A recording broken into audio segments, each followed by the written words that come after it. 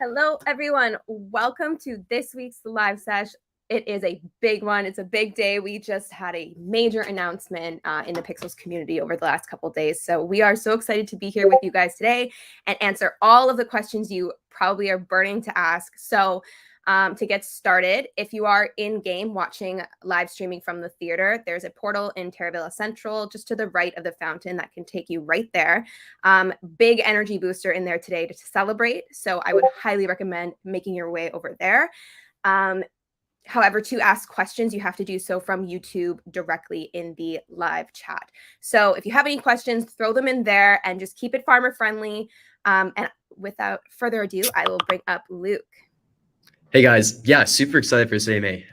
Yeah, we've been waiting to announce this for so long, and yeah, it's finally coming together. It's so crazy because I am so not used to being able to talk about it.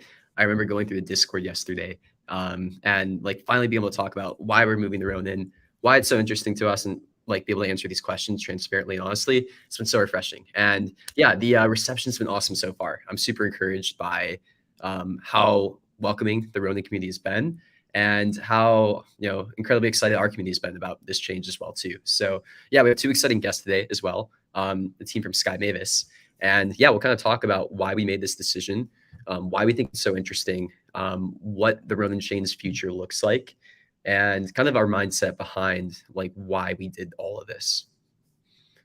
All right, should we bring him up? Hey guys. Hey, yeah, so sorry, it's been a little bit chaotic here, I'm not gonna lie, just like getting all these pieces running. So, but we're here. I'm so excited. So Kathleen and Gio, I'm so excited that you're here joining us today. This has been a major announcement within the Pixels community, and just seeing even the Axie and Sky Mavis community and their reaction and acceptance to us has been just overwhelming and beautiful, and we're just so happy and so excited. So I'm sure everyone already knows who you are, but do you want to do a quick intro, get to know you guys a bit? Okay, you want to kick it off, Jeff? Or yeah, sure. I'm Jeff, also known as G-Hose. Yeah, I'm a co-founder of Sky Mavis. We're the inventors of Axie and Ronin. Yeah, I'm a gamer, I'm a collector, and yeah, and I guess I'm the chief growth officer here, and yeah, super excited about this partnership.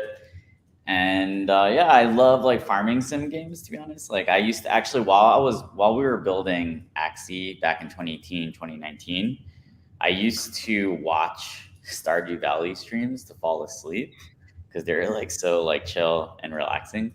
And so that was like, I was actually like, those streams helped me get through the FUD of the last bear market. So anyways, yeah, happy to be here. Nice, good to see you guys. Cool. Hey, I'm Kathleen Osgood. I'm Director of Business Development at Sky Mavis. I've been here for about a year and a half, so I was not here for when Axie took off. Rather, kind of on the back end of that, but we've been building Ronin as an ecosystem for the past year and a half, and now we're finally at a place where we felt confident bringing on more teams into our ecosystem because we've really set up the structures to be able to, do an announcement like we just did with you guys and get our community rally behind it and simultaneously really plug you into our infrastructure team so you can actually migrate over to Ronin. And we've been really particular about who we want to work with because we think our community is our gold. It's something that not a lot of folks have been able to cultivate within the Web3 space. You guys have, though, which has been really incredible to see. And that's part of the reason why we wanted to join forces and deeply partner with you guys as one of the few games in the Ronin ecosystem for many, many reasons. I'm sure we'll dive into them here, but we're big fans of Pixels. My team actually, someone from the growth team actually brought it to my attention. I believe they met Luke in Asia somewhere, and they wrote this 3-page document of this is why we need them. And we're very excited. Shout out to Juntaro for that. But excited to get to know you guys a little bit better and your community. Yeah, and talking on the community front, just to kick it off there, I think you kind of hit the nail on the head with it's been really interesting to see which projects in this space have cultivated a community that is really strong. And I feel like ours work really well together because we work off the same similar basis of you heard me say keep it farmer friendly. We're all welcoming here, just here to have fun and play a game. And we've kind of ended up becoming a bit of a little family along the way. And so I love seeing the Axie community as well because they are dedicated, they are strong and powerful. And I feel like we have similar traits within our community too. So it's really cool to see all of this coming together. Yeah. I like to think, so the first real big Web3 native project that we brought on was CyberKongs. The rest of the 5 we partnered with were either Web2 games that were adding Web3 elements, or from the ground up Web3 games that were just getting, they're just getting going. And so the CyberKong, when we finally got the okay to okay, we can now explore Web3 partnerships, it was so instrumental that CyberKongs had a community we knew would mesh within ours. And I think we found that similarity within your community. I'm thinking even of AxieCon in person, are the vibes there? Can they come in? Can they be evangelists of their own ecosystem in its entirety, but then also play off one another? And can the Axie community then become Pixels evangelists? And we also really liked what you had developed in this MMO type of experience, a more casual game, because Axie right now, it's pretty intense, right? It's a trading card game, and there's not, we have other builders program games and other experiences, but we really want something for everyone within Axie. And I think you guys are building towards this just amazing open world MMO that has all of these amazing Web3 elements already baked into it. I'm getting too far ahead of myself. No, I love it.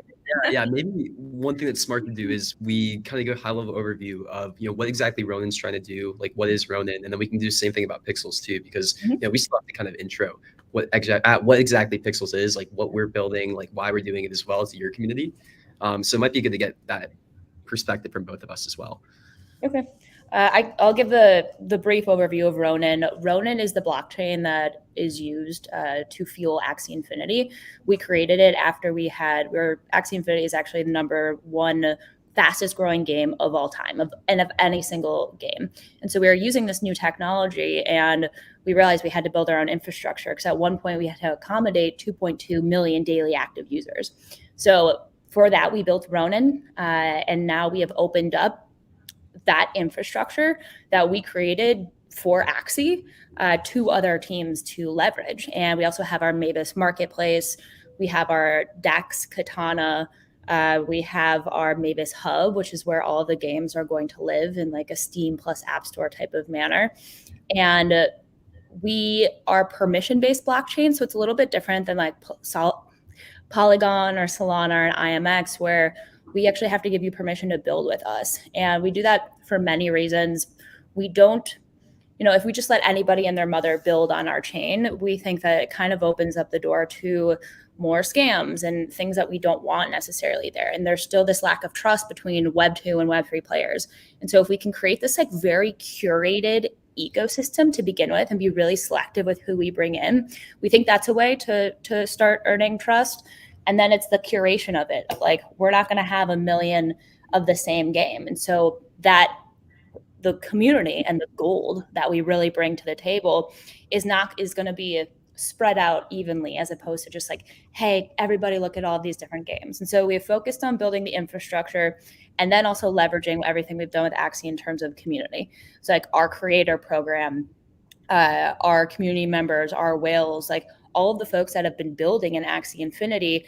Now we are exposing other projects to the massive talent pool of creators and gamers and community members. And we've really built this megaphone, I like to call it, that now other games can leverage. So the idea is to continue slowly bringing on the right teams, the right partners, the right leaders, so we can work deeply and advise and bring to the table a lot of what we've seen work and what we've seen haven't worked, and truly collaborate on this next generation of blockchain game. So I feel like I covered all the bases with that one, Jeff. I don't know if you want to add anything, but that's a little bit about our approach and strategy. Yeah, I mean, everyone wants to be the infrastructure layer for Web3 gaming. But historically, what we've seen with games is that the team that can actually have an initial flagship IP and game to drive adoption of their game launcher, of their data storage mechanism, that's actually right. Like, you need some reason, some initial traction that you create yourself for your own infrastructure, and that's what everyone lacks. And that's actually why we saw this opportunity, because in the early days we saw Matic and Loom Network, and they were trying to build a gaming layer, but they didn't know how to build games, and they didn't actually know, and they would have to speak to us to figure out what to build. So we're like, okay, we can just speak to ourselves and figure out what to build. That sounds a lot more achievable. So yeah. Nice. Yeah, that's a great explanation. And then, yeah, I guess I can dive a little bit into Pixels and what we're building, what it is, what our approach is as well. So if you guys haven't played Pixels is a social browser game, and it plays a lot like Stardew Valley if it was multiplayer.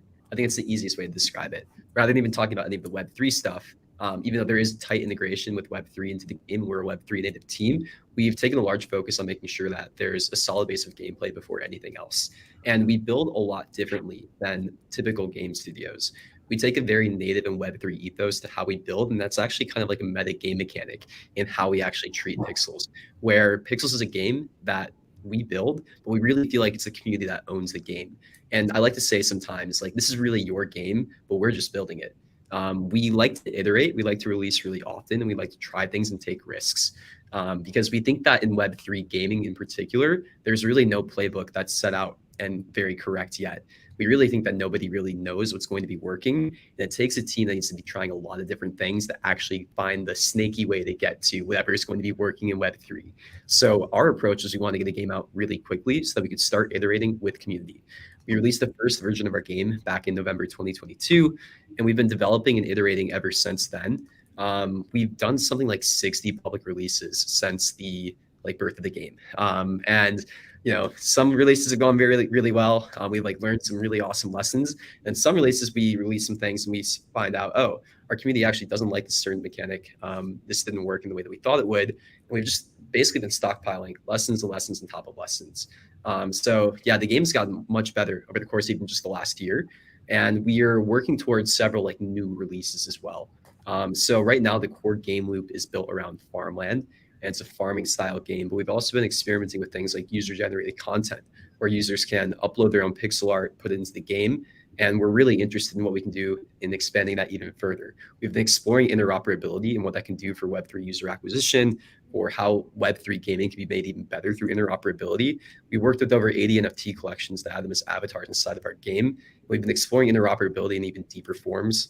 For example, we just released a new meta game inside of our game, or a side event where we actually integrated all 100,000 other deeds into our game.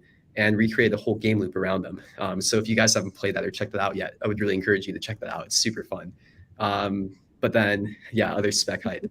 But then, yeah, we've basically just been trying to figure out, like, what's the actual value out of Web3? How does Web3 make gaming better? And how can we get there without basically taking a huge risk? So the ways that we've landed up on are basically, we need to get a good core game loop. We need to be building with community. We need to be really focusing on interoperability, because that's a niche that we've seen work really well. And then things like user-generated content and things like strong game mechanics are basically the core focus over the next few months as we continue to build, release new things, and try things out in Web3. How do you guys, I don't know if I'm supposed to or able to ask questions, but Oh, please do. okay. Yeah, how are you guys how are you guys measuring the effects of those crossover campaigns? Yeah, I mean, so for us, we focus on success of a game based on traditional gaming metrics. So things like retention, engagement, and daily active users. And then also things like, K-factor, how many users is each user sharing the game with. So we run some campaigns where our K-factor is insane. We've had K-factors of over 1 for periods of time during the game, which if you're in gaming or social apps, that's pretty insane to have that. But yeah, we basically can segment all the data by each campaign that we do, or even by like NFT collection that we work with, look at the retention data per NFT collection, things like that. I try to get data driven with all those decisions that we make. What was like the best, what was the best K-factor community? Yeah. The community. Yeah. So Integration? Yeah. The integrations are interesting because what we've actually found is the higher market cap NFT collections like Bored Apes, CryptoPunks, they don't really interact with games that often. So some people think that, you work with a really big NFT collection and it's going to bring a ton of users, but that's not really the case. We've actually seen way more engagement from smaller to like mid market cap NFTs that actually have community, that actually have users, and they've kind of built their own subcultures. So like I always bring up Subway Rats, but Subway Rats is this really small NFT collection. Not to say anything bad about Subway Rats, but it's not a high market cap NFT collection, but it's extremely engaged. They're building some really, really unique things in terms of community, and they've found kind of a niche subculture. And that's the kind of stuff we really like to work with. We love the rat. That's really good. I would also like to just put in there too that I think when we first started integrating NFT collections, it was like so that we could find other communities to partner with, and then they would maybe see us and get excited, and then it kind of like swapped as we grew, and then we would be approached by these communities because they wanted to find like a landing spot for their community, which was really beautiful to watch and see. And so it kind of like went back and forth with like the marketing growth side. But back to Luke, what we're saying about like the smaller collections too is they also are accessible to everyone that are already existing in the Pixels community. So we onboard this like really cute new like rat, if we're using that example. People in our community can afford to go buy those, and then it also it continues to grow the Subway Rats community within our game, which is really fun. And yeah, some of the biggest ones also, there was one of our community teams created his own collection called the Farm Hands, and that's one of the most successful ones to date because it's on brand, but also it's like created in the community. So it's kind of become this like subculture in Pixels. Yeah, so basically, right, like your avatar, right, or you're basically the farmer that you personally use, right? So there's like all the NPCs, they have this kind of like a certain art style, but the avatar that you can use is very variable, right? And there are many different avatars based on different NFT collections, and some of them are even designed by the community. I still need to figure out what I want to use in game. I'm still contemplating, and maybe there could be some Ronin crossovers as well. That's definitely ripe for experimentation. I love that. I feel like I'm learning here, and I find that to be rare, to be honest. When speaking to other founders, that's what I actually listened to Luke in Japan at NF Tokyo, and he was kind of talking about his experimentation and iteration. And I actually never listened to other people speak, but for some reason I was there, and I happened to like overhear that one sentence, and I was like, and I've been interested in Pixels for a bit because I've also seen some of our community members like requesting, hey, like let's do something with them, or this game is actually good. So yeah, I feel like our values are really aligned here, right? So one of Sky Mavis, we just released the core values a couple months ago, and one of our core values is iteration, right, and experimentation, right? It's like synthesizing things in ways that have never been combined before. So yeah, I felt like we were really aligned on that. I like the crossovers. One of the ways that we actually grew in Axie's early days was also through crossovers, right? Like, oh, all the CryptoKitty community members come over here. We'll give you Axies, right? Decentraland land, right? You have land in Decentraland. You're probably a good fit for our upcoming land sale, right? So we'll give you Axies, and maybe you'll get further activated. So Yeah, that's sort of aligned in that approach. I'm surprised people don't do that more, because that's actually how we did a ton of our early stage growth as well. Like, the really interesting thing about the blockchain is you can see all your competitors on chain, and you can kind of scrape their data, or at least give some benefits to them. But yeah, also on that value alignment thing, I think that's like probably the strongest point that I felt with your team as well, where we've been talking to a lot of different places that we could potentially have like lived, and we chose Ronin mostly because of value alignment. I talked to you guys, and I just could tell that you guys had the same vision of the space that we did, and just kind of like saw the space in the same way as well. Just like very, very good value alignment in terms of like how we build, how we like do community, just like how we approach business in general as well too. Yeah, I just felt like there was good alignment there. I think we felt that off the bat as well. And it was in stark comparison to, it's a big team that's building. They haven't launched anything yet. And they were just talking about how they're going to have their whales be like the drug dealers. And, it's just the way they're approaching community and like the need on the whales, instead of like that underlying base of reciprocity and enablement. Like, how can we actually enable the individuals in our community to succeed and to like, be rewarded for the time that they spend in this, and the effort is such a stark contrast to some of the other folks that I've talked to. And like the second I've been talking to you, you're like, all right, well, we have all these plans for UGC and actual community enablement, which all goes back to reciprocity. I will talk about it all the time. Axie did a great job at this. We enabled the community. We enabled them through a new mechanism of digital asset ownership. And because they felt this strong connection to those digital assets, because they own them, they gave back and they contributed and they made podcasts and all this content and tooling. And the more you can enable that, and the more you can have folks have this sense of like this is theirs, the more they're going to give back. And you guys have done a really great job of doing that in how you've laid out all of your tooling. That's in my opinion, I think.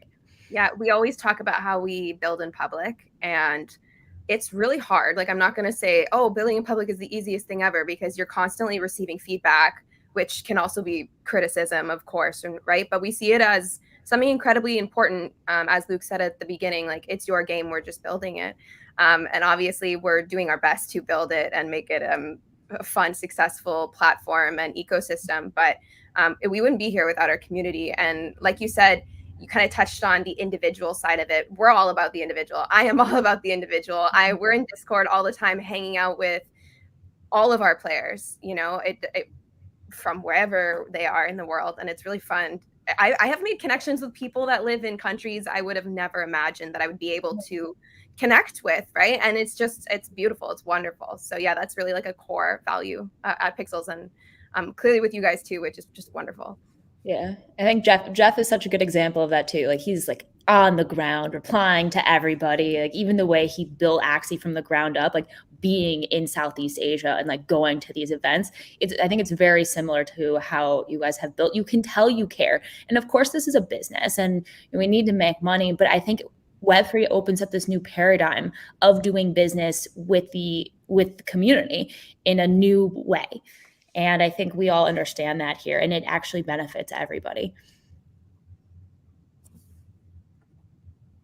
Okay, we have a couple questions, but I'll just remind everyone, if you want to ask the team any questions about the partnership and the announcement, what's to come and all of that, throw them in the YouTube live chat, and please keep it farmer friendly in there. So far, it's just been amazing. You guys have been great. We have a couple comments when we were talking about the integration side of things. This is kind of fun. I found Pixels because my first NFT I minted was integrated in the game. in the first batch. So that's really cool. So someone's first basically NFT they ever bought, they were like, oh, cool, utility, right? And this is actually, I would say, one of our top content creators, influencers in the space, and a wonderful human being. So I'm so glad that that happened. And then we've been getting this question a lot. When Axie's in game.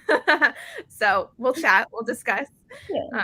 But it would be quite fun. There are like a billion of them, so we'll have to figure out how we make that work. But Yeah, I think something to hone in on, and you asked me to describe the Ronin ecosystem earlier.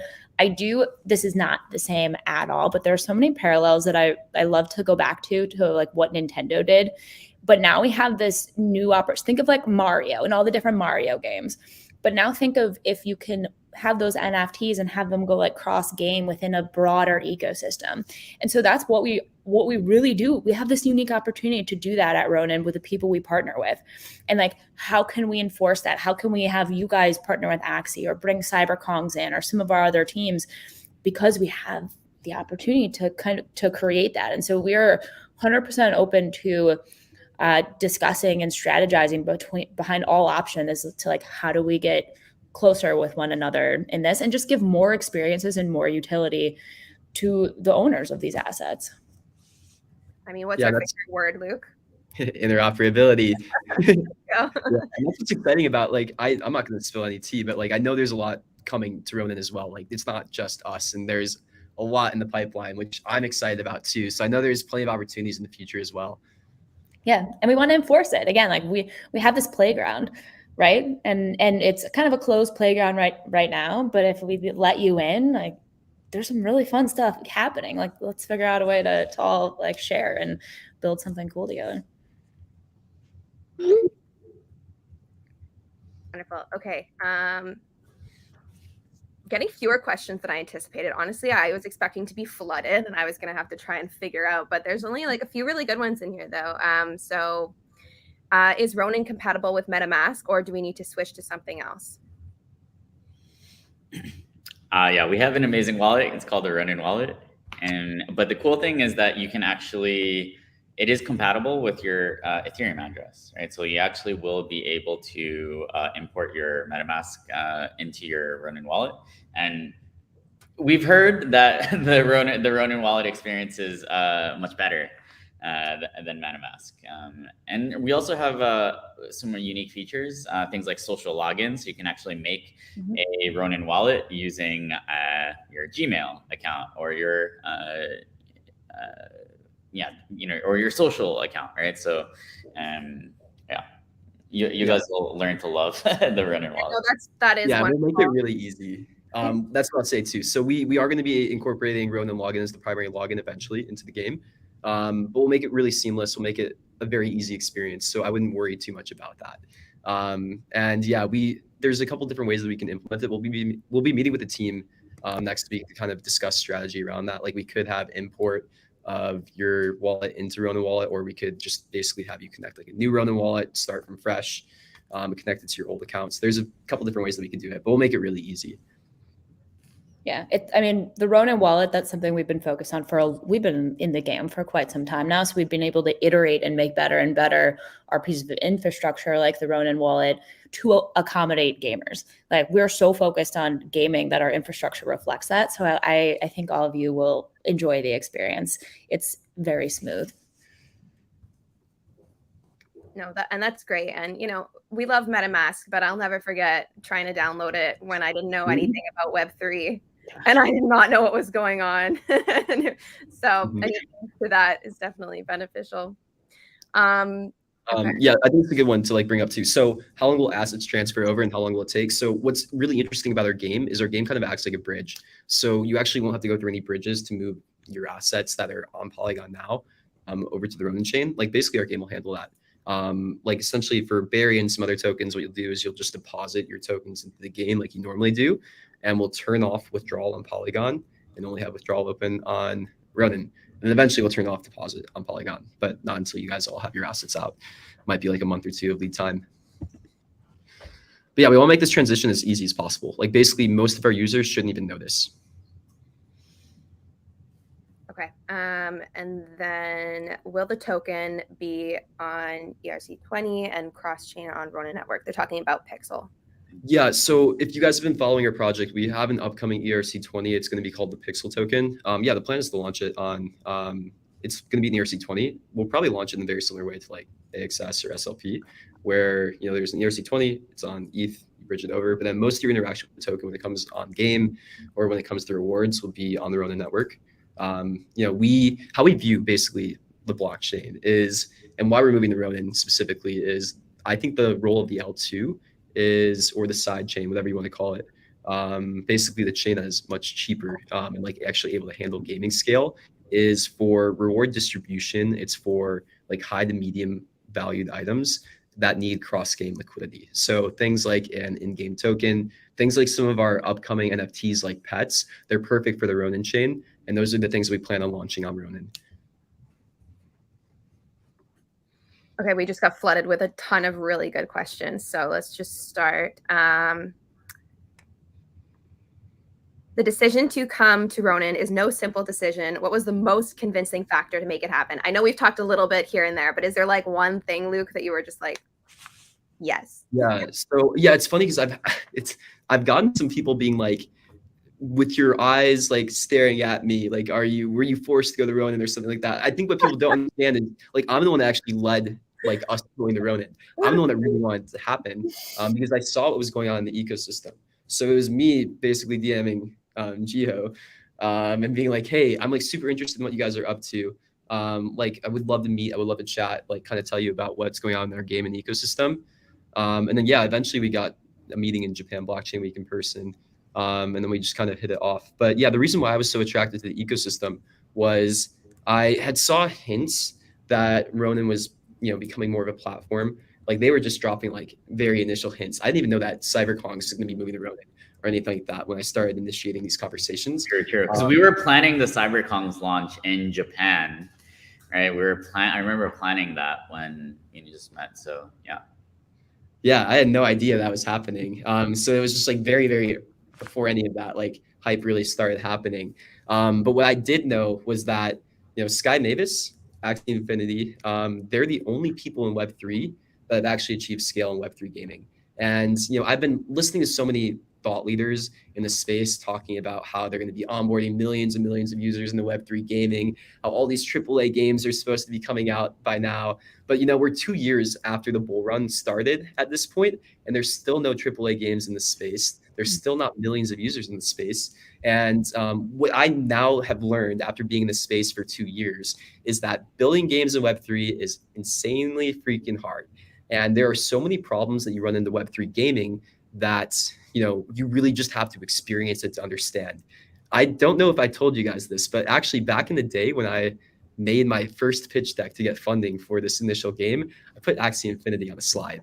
And I was talking about like all the problems with Axie Infinity, how we're going to be so much better. And, you know, a year and a half into the business, I'm like, oh, dang, I completely understand, like, you know, what happened, like the journey that they've been through. And I just know that you guys have learned so many lessons that nobody else in the space has learned. And that is extremely valuable to somebody building the space and trying to basically find, you know, whatever works in Web3 gaming. So that was the biggest thing that made me so attracted to being like on Ronin, basically working with all of you to kind of figure out like together how we can make this better space. Beautiful. Clip it. Let's share it far and wide. That was, I think you said it better than we could. So that was amazing, man. And yeah, totally agree.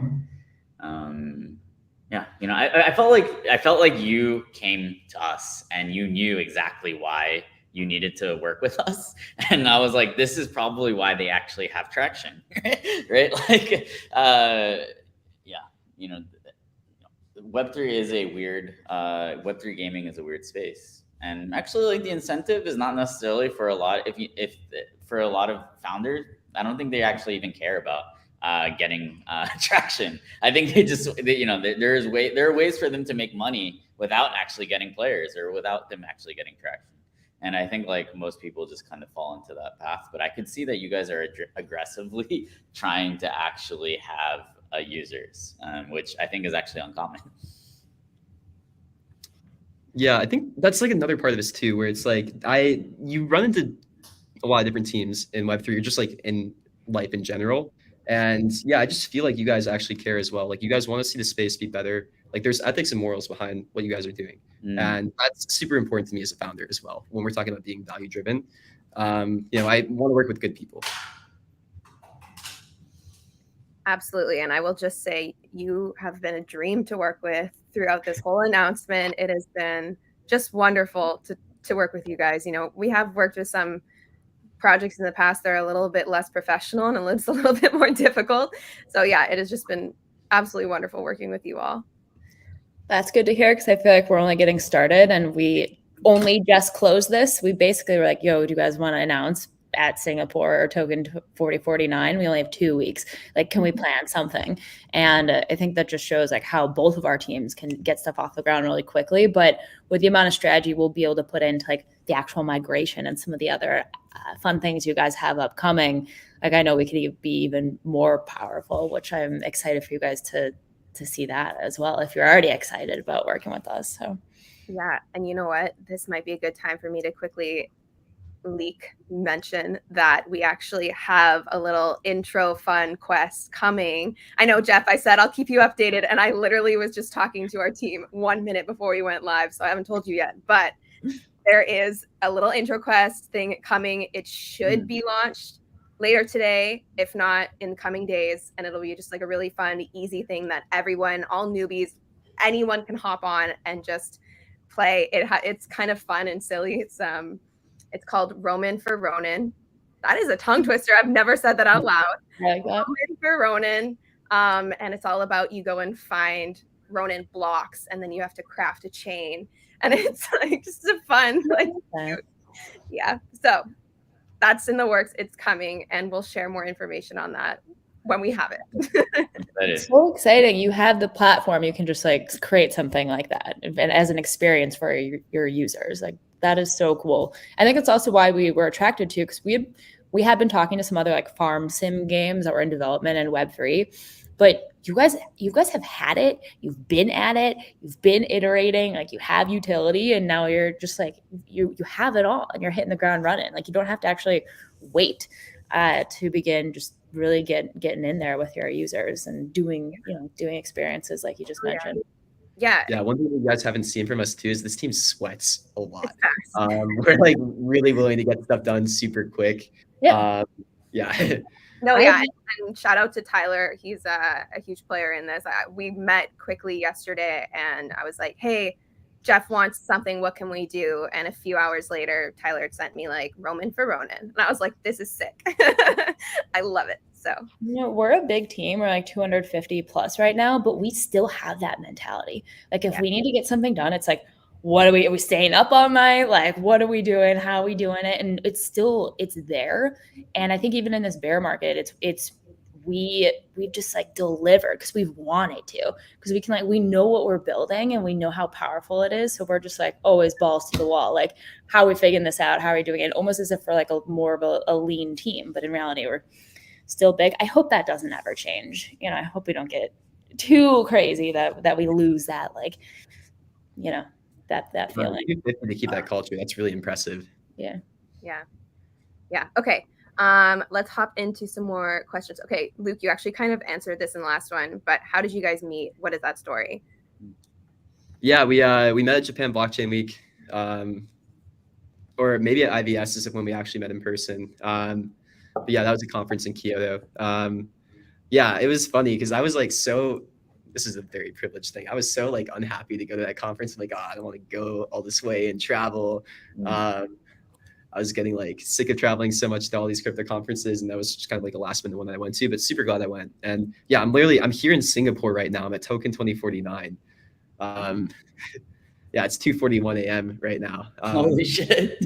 Oh, what the heck? I actually thought I had no idea. Wait, I thought we were supposed to go on something later. No, it's good. I'll be there. Okay. Peace. I know.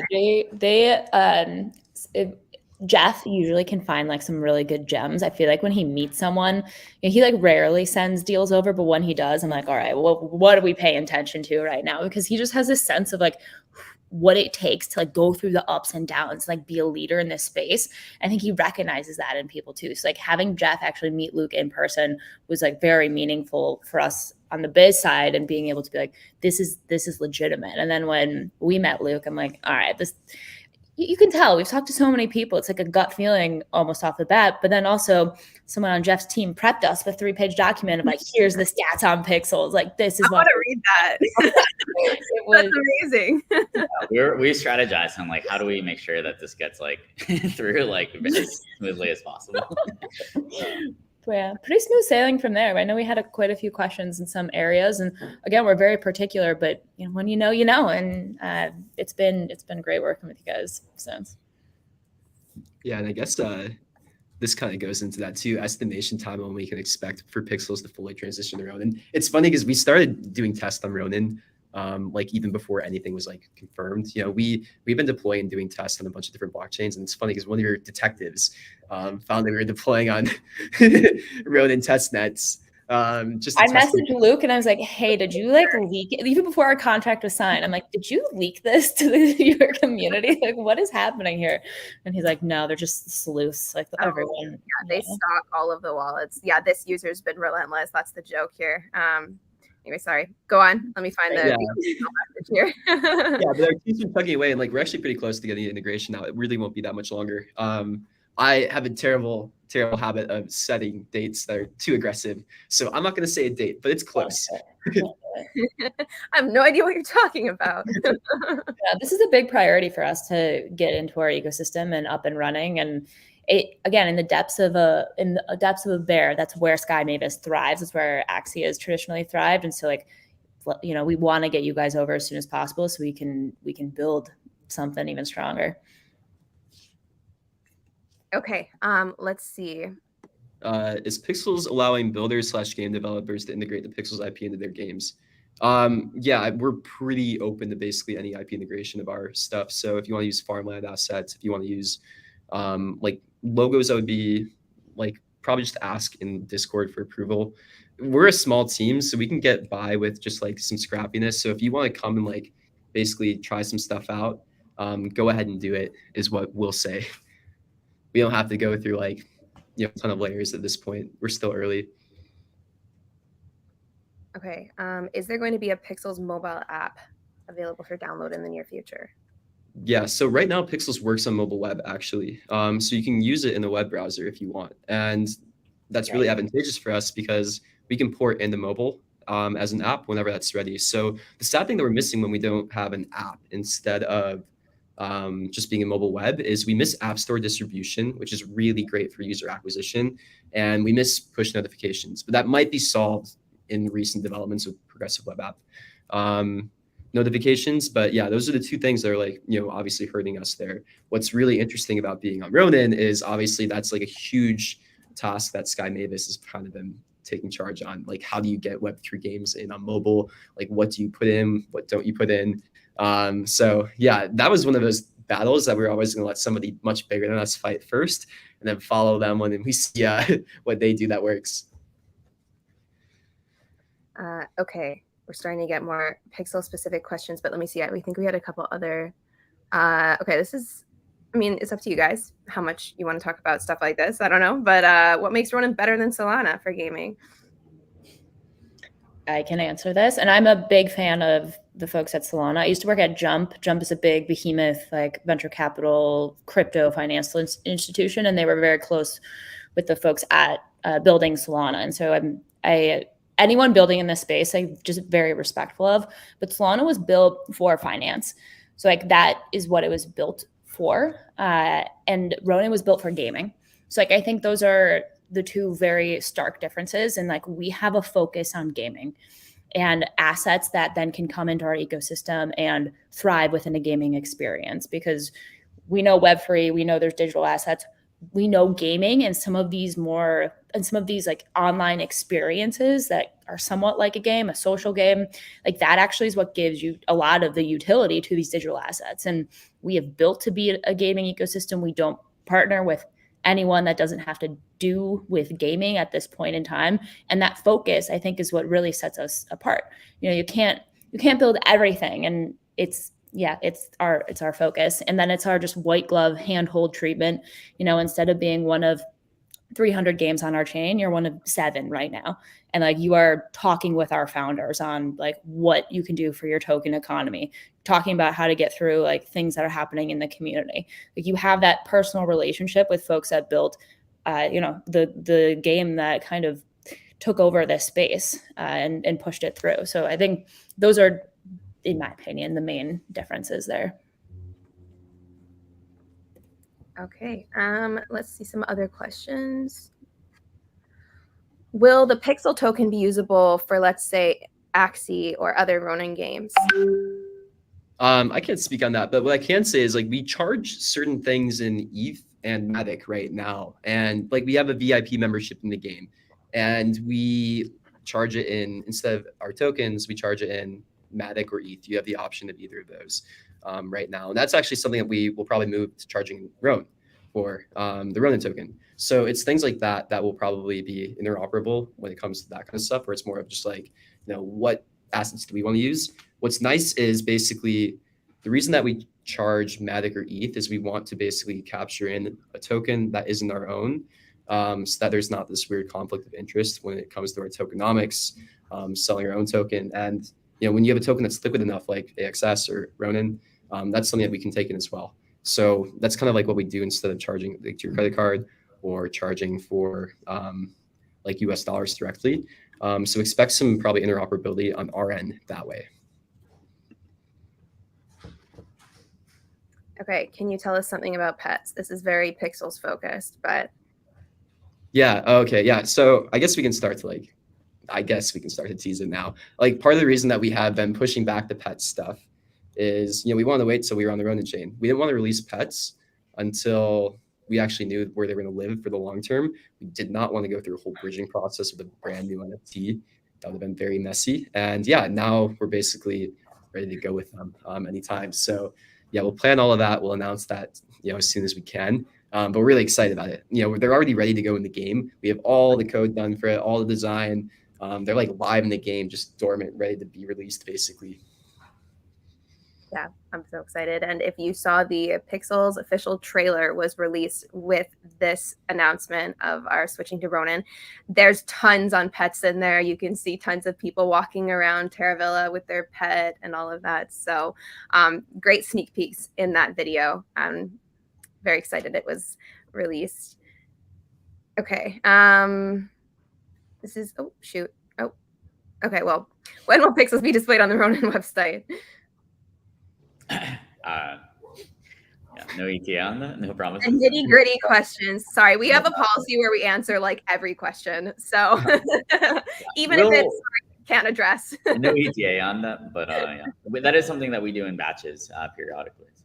Yeah, we have a whole little process from the partnership platform that we take care of all of that with. I do have to jump. I have to catch a flight. So I'm going to say bye, and just how wonderful it was talking with all of you, and how incredibly excited we are to partner with you guys. I feel like people can tell that the vibes are here, and like we're going to make some really great stuff together. So thank you for having me, and yeah, we'll be in touch very soon. Wonderful. Thank you so much for joining us today. Of course. Yeah, thanks so much. Thank you. Bye, everybody. Stay played. All right. Well, we've got about 10 more minutes left. So if you have any more questions, throw them in the chat. Let's see. I think we just got a really good one. Oh, yeah. Okay. How does the Ronin blockchain stack up in speed and efficiency compared to other gaming blockchains? Yeah. So I guess maybe I'll take this one. Well, I think one of the key things, right, is that because Ronin is curated, we don't have things like spamming on the chain with useless transactions, right? So basically, all EVMs have like limited block space, right? So it's like that's actually what a blockchain does. A blockchain is actually just a business that sells block space, and basically the more full or the more competition there is over that block space, the more expensive things will be. That's actually why, right, like our curated approach basically reserves the block space for the for what we deem to be the most significant and important types of transactions. And so yeah, I would say right now my understanding is that Pixels I think so. When we talked to Cyberkongs, the projection was that their migration from play and collect would make the transactions for them around 10x cheaper. Right. So I guess that's one comparison. So yeah, I think like speed, most like side chains are almost like very instant finality, and then it's like, okay, about like transaction costs. Right now, yeah, I think we're running at around like 1/10 the cost of a Polygon transaction. So. Yeah, here's my hot take too. Like, I think my take is most of the side chains, layer twos, gaming chains, they're all pretty similar in terms of technical ability at this point. And that's not even really the important thing when you're talking about like where you want to be living. What really is the important thing is the ecosystem, the community, and then also I think the chain like game developer relationship as well too. I kind of see the long term of these chain relationships looking more like publisher studio rather than like customer. And yeah, that's the exciting part for us. The ecosystem is, I think, pretty far ahead in terms of other ecosystems when it comes to games, players, wallets onboarded, and the interoperability and the cross-chain liquidity that might be available for players of all games. All right, let's see some other questions. This is a good one. So how long will games on Ronin be a curated experience? What is your philosophy long term? Are you going to open it up? How do you view your infrastructure scaling up as more games are added? So actually, hot take, the thing that we're limited by is actually the number of quality games in the ecosystem. All the good games, in the ecosystem and in the entire Web3 gaming space, we'd be down to have them on Ronin. Right. But right now it's kind of like, yeah, there are only so many Infinity Stones to add to the gauntlet. And so yeah, I think right now, like we actually, our approach is to be carefully curated. That also makes sense during a bear market because there's only so much attention and players and liquidity that exists in a bear market. But yeah, as more quality experiences are developed, we would love to open up Ronin and eventually like make it a little bit more open over time. That will also, it may come with concomitant upgrades to the infrastructure. I know that things like sequencers and layer 2 and kind of true layer 2s, and then even like app chains or even layer 3s, right, are things that are being discussed, but that's all like very theoretical and hypothetical now. There are no really smoothly working implementations, right? So it's hard to predict what that future will look like, but that's also something that will have an effect on our long-term plan around scaling up and becoming more open. Okay. Another heavy question. What's everyone's pet peeve related to the current state of the Web3 gaming industry for the biggest problem? All four, and only three of us now. How do we fix those things? This question is incredibly difficult. I'm going to approach it from what I know and do best, and that is the community side. So, we're partnering with the Ronin community for a reason. We talked so much about it at the start of this AMA. It's all I ever talk about. If you're in the Pixels community, you hear it all the time. I think you're all so wonderful and it's amazing.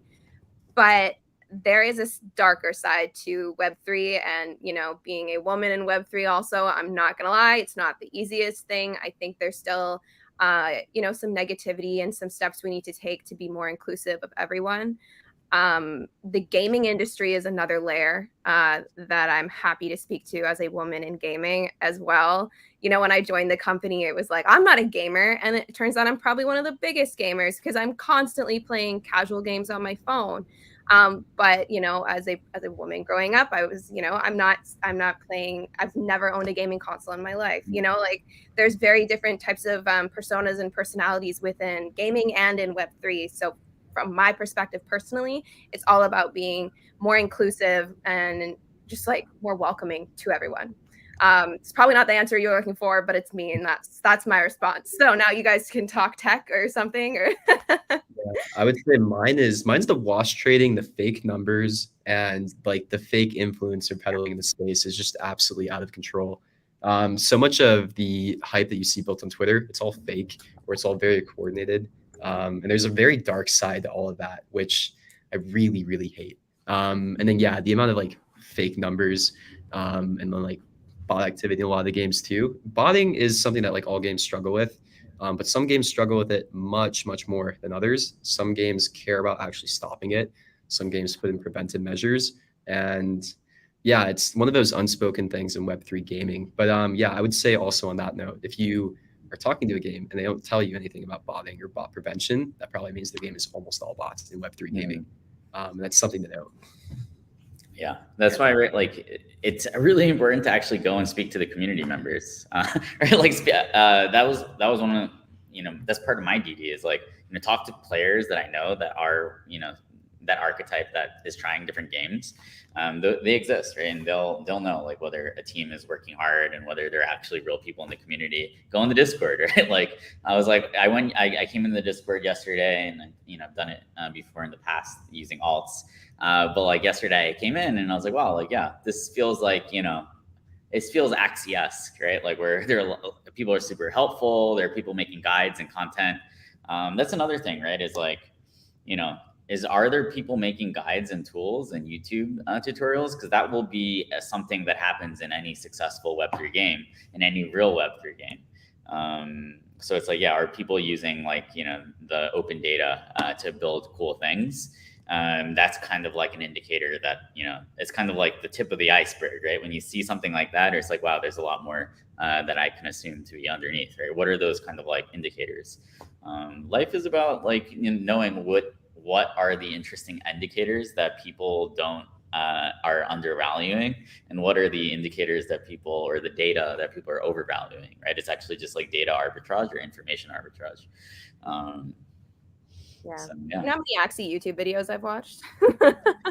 Yeah, so that's another thing, right? So one of my team's KPIs is, how do you measure and what do you shoot for on the growth and community side of things in a bear market where a lot of the nominal metrics are going to be going down no matter what you're doing. That's kind of like leads into my pet peeve, is that sometimes you have to wait to see the fruits of your labor. Sometimes you might invent something and people might not realize it, even though you're messaging it very consistently, right? Like I invented the term play to earn in January 2020. Nobody cared for 10 months, right? And then it was like, oh, this is, or maybe even, it was more like even like 18 months, right? Where the documentary, I think, came out 18 months later. So it's kind of like, right? Like, you sometimes you'll invent something and do something very significant. And even if you message it, people won't care until like, it's like, someone once told me that narrative follows price, right? But to me, it's like narrative and product should drive price. But sometimes there's like a chicken before the egg issue. So I would say that that's my pet peeve, is that sometimes you'll invent something and it takes people way too long to realize what you've created. Well, so what's something that we're working on, now that we've invented that people don't care about? Well, it's like, yeah, like, upgradable NFTs through, for Axie Core, right? Which is this idea that you can earn experience points on your Axies and then use those experience points eventually to upgrade their parts, right? Or upgrade their on-chain level, which allows you to upgrade their body parts. Or yeah, what's another thing is like, yeah, like there are now like 20 plus Axie games. A lot of them are even most of them built by the community, right? User built games, right? Oh, I could see if this was a bull market, everyone's like, yeah, user built games are here, right? Like that's the narrative, right? I can tell probably, these things will happen, right? But it's sometimes you feel like you're living in the future, and it's like very frustrating when people just don't understand. And you have to kind of wait. Yeah, I think that it's been really interesting with Pixels and the community versus the market. When we started, it was at the height of the market. It was intense. I stepped into the world of Web3 at the height of the chaos, like the beginning of, what was it, what year is it? Was it 2021? The end of 2020, the end of 2021, right? It was just the intensity, the energy, it was there. It was crazy. And then obviously things went down from there a little bit. And yeah, just that negativity, it can be hard, but when you know what you're building and you still have a strong community with you building it, people ask us that a lot. Like, oh, how do you build through the the rough market, and I'm like, it doesn't feel like it because we have such incredible support, that get us through it. And then obviously, gosh, me and Luke talk about this all the time. We sit on these AMAs and they're like, oh, what's coming? And we're like, I wish I could tell you because I'm so excited for what's coming. So, and this announcement has been one of them. So that's another thing, right? Is so one of the things that we will struggle with collectively here is because we're both teams that are experimental. So, but in order to have things happen, sometimes you need to set the path and share a lot about what you're gonna do and get people excited about an inspiring vision for the future. But how do you reconcile that with a very experimental approach where you're like, hey, we're going to iterate towards product market fit? The community is not going to appreciate or understand that or get too excited about that, right? Investors might or whatever, right? But the community wants to know, where are we going? When are we getting there? When, and how, right? Oh my goodness. What benefit is that for me? Right. So how do you reconcile an experimental iterative approach with the desire for clarity from, the market and the community? Yeah. I don't know. Yeah. It's like, yes, both, kind of, right? You need to do both. And setting clear expectations is that having a vision that's sufficiently broad and inspiring without necessarily having too many specifics and allowing for some flexibility. Or sometimes, laying out, hey, this is something that we feel very strongly will be a thing and will work. And here's how it will work, right? You said Yeah, that. very well said. Yeah, all of that. Okay, so we're just over an hour here, so we'll wrap it up. But couple things I want to mention as we wrap up here. So there's more to come. Stay tuned, be paying attention, follow our social accounts, our Discords, constant information coming out about what's coming and when and all of that. There is the Ronin for Ronin quest that will be coming very shortly. We'll provide more information on that. Another big thing, if you're in the Pixels community, we've been dragging out our merch release for literally ever now for many reasons. But I'm so excited to announce that our merch, our hoodies, will be going on sale next Wednesday, the September 20th, and the shop will be open for only 1 week. We'll talk a lot about this on the AMA next week. More information on why it's only open for a week, why it took us so long to get here, what is the merch, what can you expect, and all of that. At the moment, I'll just tell you, it is these plain oversized hoodies, the highest quality hoodie I've ever owned in my entire life. Pixels color, and then the black and white. And we are not making a penny from this sale. It is all for you guys. We are selling them to you at cost. If anything, we're probably going to lose a bit of money on this sale, but it's all about community and inclusivity. And we just want you guys to be excited to represent Pixels IRL along with us. So next week, I'm so excited. All right. And with that, are there any other questions you guys wanted to answer here? Any last minute comments? Anything I missed? I think we'll be on another AMA, just about an hour, correct? I'm not sure of the timing. Yeah, I think so. We're gonna be on another live stream together in 55 minutes. So yeah, this was fun. We learned a lot. I learned more actually. I'm learning, which I love. I'm super interested in a lot of your different approaches, and I actually think that there are things that our team, right, when we think about it, and I actually used to be a quant recruiter and a macro investor, right? And actually I invested in Tesla, Amazon, Google, Netflix, Apple, all back in 2010, 2011 when I was a student. And always what I did is I invest where the greatest minds are. And so I actually use LinkedIn rather than Bloomberg Terminal to invest in companies, right? I was like, where are the smartest people, nerds from Caltech going to work? And let me invest in all those companies, right? So I see that too with Web3. It's how is Ronin going to work is if we have the craziest nerds and experimenters on our chain. And that's the vibe that I get here. So yeah. I guess I'll just leave with that. And, Sweet. Calling us I all appreciate nerds. it. Love it.